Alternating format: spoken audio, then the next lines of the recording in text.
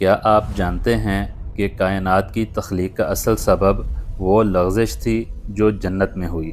حضرت آدم علیہ السلام کی توبہ سے لے کر زمین پر انسانیت کے آغاز تک ہر موڑ پر ایک ہی ہستی کا نام پکارا گیا۔ اگر عرش کے پتوں پر محمد خاتم النبیین صلی اللہ علیہ وسلم کا نام رقم نہ ہوتا تو نہ آدم علیہ السلام کی توبہ قبول ہوتی اور نہ یہ بزم کائنات سجائی جاتی۔ آئیے جانتے ہیں کہ کیوں حضور صلی اللہ علیہ وسلم ہی وجہ تخلیق کائنات ہیں۔ جب زمین خاموش تھی اور آسمانوں پر ایک عجیب ہلچل تھی، کیا آپ جانتے ہیں کہ آپ کی بنیاد زمین کے کس حصے کی مٹی سے رکھی گئی؟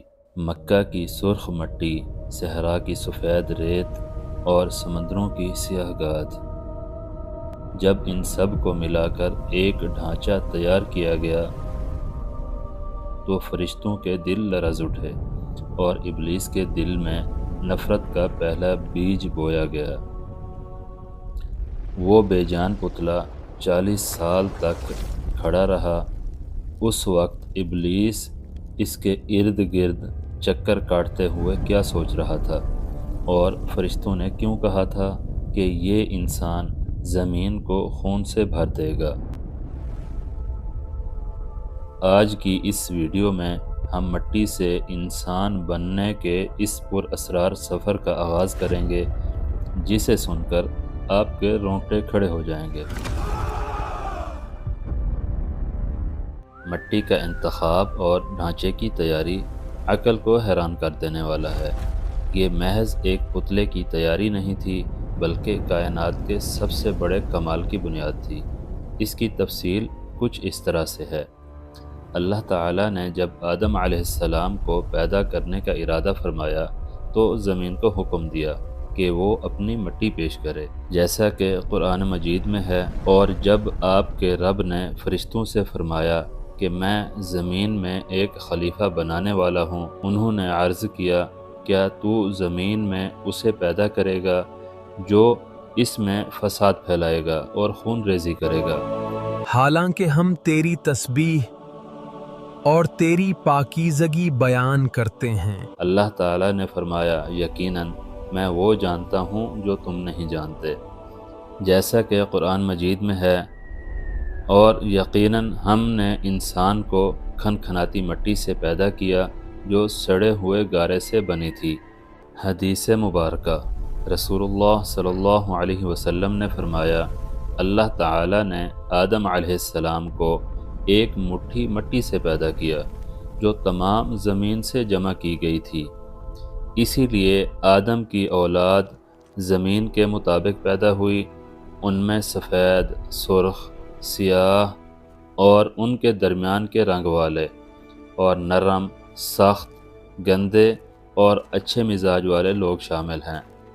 روایات کے مطابق حضرت جبرائیل علیہ السلام اور دیگر فرشتے زمین کی طرف بھیجے گئے۔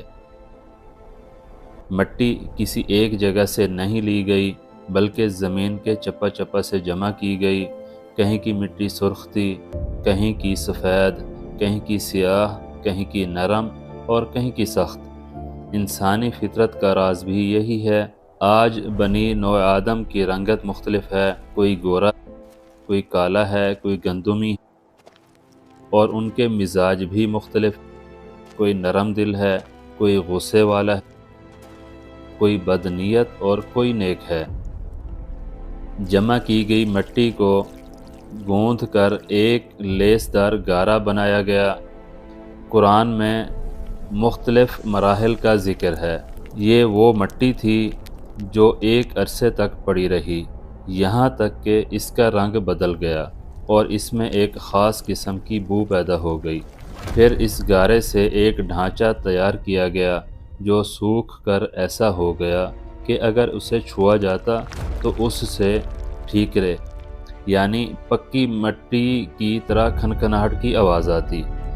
فرشتے اس عجیب و غریب ڈھانچے کو دیکھ کر حیران ہوتے تھے، کیونکہ انہوں نے پہلے ایسی مخلوق کبھی نہیں دیکھی تھی۔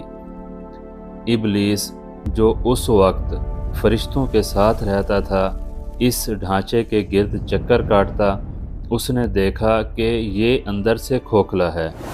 اس نے حقارت سے ڈھانچے پر مارا اور کھنکھناہٹ کی آواز سن کر کہنے لگا، یہ تو کوئی ایسی چیز ہے جو اپنے آپ پر قابو نہیں رکھ پائے گی۔ اگر مجھے اس پر مسلط کیا گیا تو میں اسے ہلاک کر دوں گا، اور اگر اسے مجھ پر فضیلت دی گئی تو میں اس کی نافرمانی کروں گا۔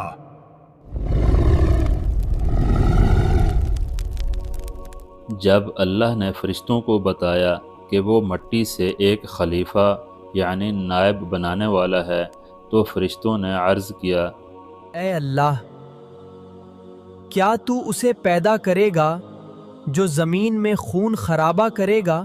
کیونکہ فرشتوں نے زمین پر جنات کے فسادات دیکھے تھے۔ اللہ تعالیٰ نے فرمایا، انی اعلم ما لا تعلمون، بے شک میں وہ جانتا ہوں جو تم نہیں جانتے۔ اس ایک جملے نے کائنات کو بتا دیا کہ یہ مٹی کا پتلا بظاہر کمزور ہے، لیکن اس کے اندر اللہ اپنی محبت اور معرفت کا وہ سمندر چھپانے والا ہے جو فرشتوں کی سمجھ سے بھی بالاتر ہے۔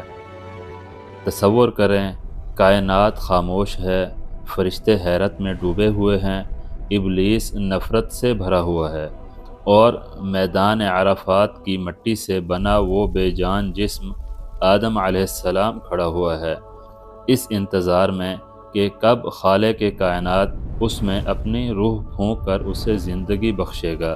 تخلیق آدم علیہ السلام کا دوسرا حصہ یعنی روح کا پھونکا جانا اور پہلا سانس کائنات کی تاریخ کا وہ لمحہ ہے جب مٹی کا ایک بے جان پتلا کائنات کی اشرف ترین مخلوق بن کر اٹھ کھڑا ہوا۔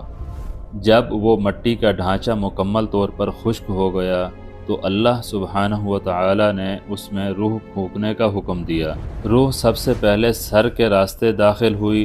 جیسے ہی روح آنکھوں تک پہنچی، حضرت آدم علیہ السلام نے جنت کے پھلوں اور وہاں کی خوبصورتی کو دیکھنا شروع کیا۔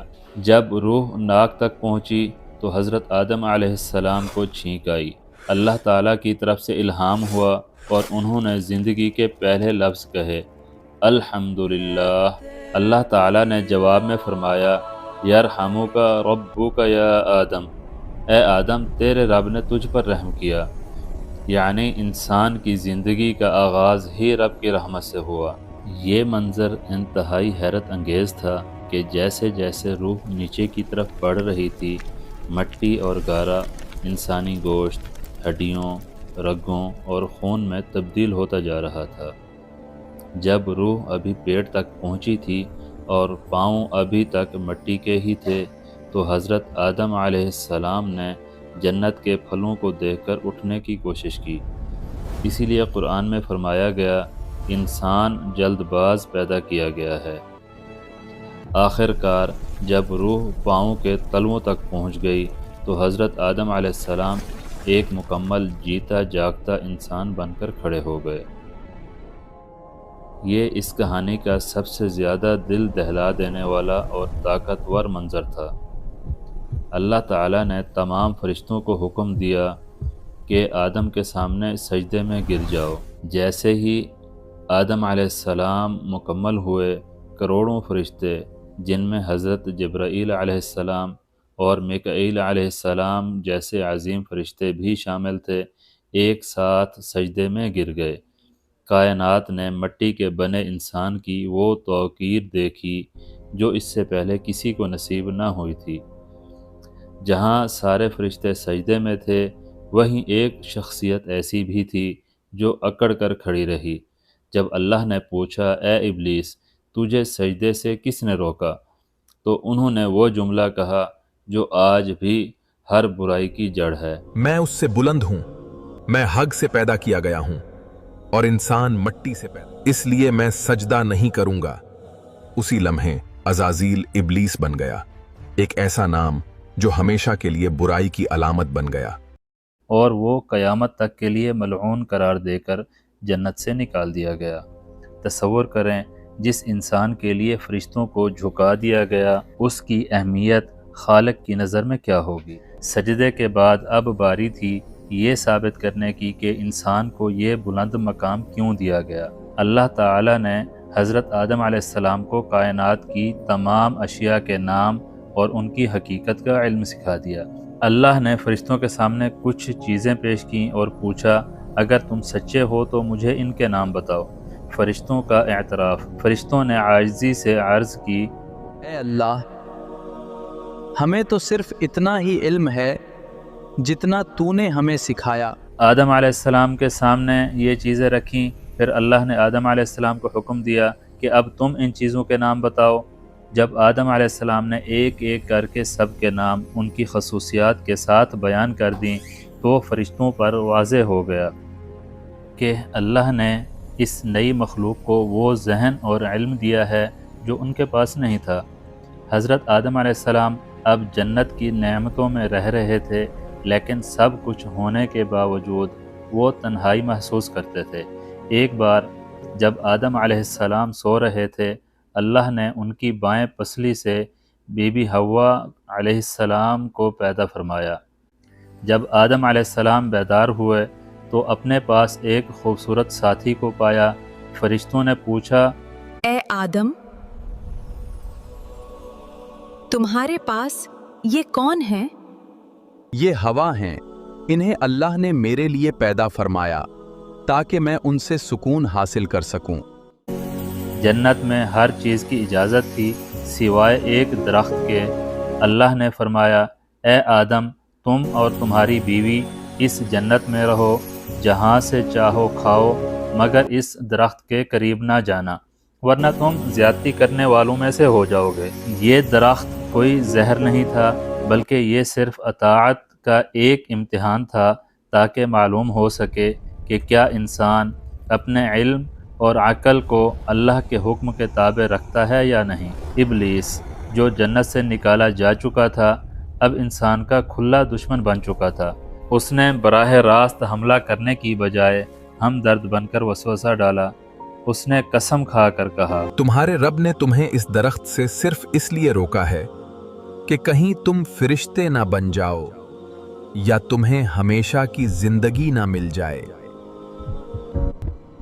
آدم علیہ السلام اور حوا علیہ السلام اس کے دھوکے میں آ گئے اور اس درخت کا پھل چکھ لیا۔ پھل چکھتے ہی جیسے وقت تھم سا گیا ہو، حضرت آدم علیہ السلام اور حضرت حوا علیہ السلام ایک لمحے کے لیے ساکت رہ گئے۔ دل میں ایک عجیب سی بے چینی ابھری، جیسے کوئی پردہ ہٹ گیا ہو۔ وہ نورانی لباس جو جنت کی رحمت کا نشان تھا اچانک ان کے جسم سے اترنے لگا۔ وہ ایک دوسرے کو دیکھنے لگے اور پہلی بار اپنی کمزوری کو محسوس کیا۔ گھبراہٹ میں انہوں نے جنت کے پتوں کو توڑ کر اپنے جسموں کو ڈھانپنے کی کوشش کی۔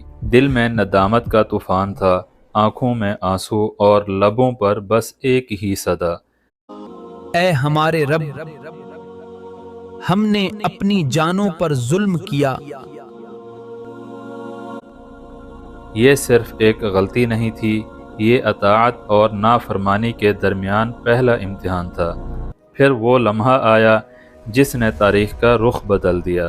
اللہ تعالیٰ کا حکم نازل ہوا، جنت جو ہمیشہ کی راحت کا گھر تھی اب ان کے لیے نہیں رہی۔ انہیں زمین پر بھیج دیا گیا، ایک ایسی دنیا میں جہاں آزمائش تھی، محنت تھی اور جدائی کا درد تھا۔ حضرت آدم علیہ السلام ایک مقام پر اترے اور حضرت حوا علیہ السلام دوسرے مقام پر۔ سوچیں، وہ ہستیاں جو جنت کی نعمتوں میں تھیں اب زمین کی تنہائیوں میں ایک دوسرے کو تلاش کر رہی تھیں۔ ہر قدم پچھتاوا، ہر سانس میں دعا اور ہر آنسو میں امید۔ مگر یہ کہانی صرف سزا کی نہیں تھی، یہ رحمت کی کہانی بھی تھی، کیونکہ اسی زمین پر توبہ قبول ہونی تھی، اسی زمین پر انسان کو دوبارہ اٹھنا سیکھنا تھا، اور اسی زمین پر وہ ثابت کرنا تھا کہ وہ اپنی غلطیوں سے سیکھ سکتا ہے۔ یہ وہ لمحہ تھا جہاں انسانیت کا سفر شروع ہوا، ایک غلطی سے، ایک آنسو سے اور ایک سچی توبہ۔ अगर वीडियो आपको अच्छी लगी हो तो लाइक जरूर करें। मज़ीद मालूमाती वीडियोस देखने के लिए हमारे चैनल बख्श वाइब्स को सब्सक्राइब करें। शुक्रिया।